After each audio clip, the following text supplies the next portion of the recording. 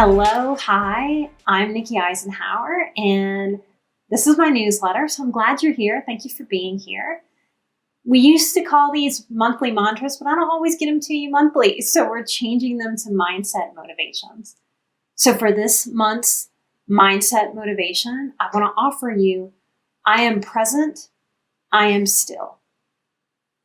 I am present, I am still. Now, I've been thinking a lot about my early yoga practice. There's a saying for yogis who practice a lot. It's taking your practice off of your mat and into your world. And this world needs some yoga mindset, doesn't it? One of the things that really struck me about my yoga practice early on was how long it took me to be able to breathe and move. It took me about 3 years of a very dedicated practice before I could move, before I could reach my arms over my head and match my breath, inhaling with that movement. It was all just jiggly, jongly, wonky because I couldn't match that movement. I was so disembodied from my early childhood trauma that I couldn't feel myself that way. It felt very, very awkward. As I practiced, that came together. And what it started teaching me was that I could take that off of my mat. That if I could move, if I could reach my arms up and forward fold and match breath to movement and breathe easy in and out while I moved, I could take that off of my mat and into my world. And the way that we do that is that when life gets crazy, when it stresses us out, when there are things outside of our control, instead of going into that panic breath, that shallow breath, the nervous system is activated and we're ready to fight or fly, run away, or freeze.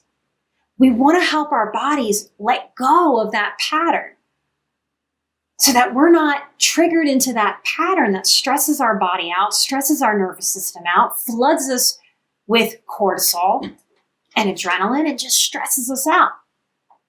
So this idea of I am present and I am still, joined by Gusto, who has one more cancer treatment. If you're interested in getting an update on how he's doing really well.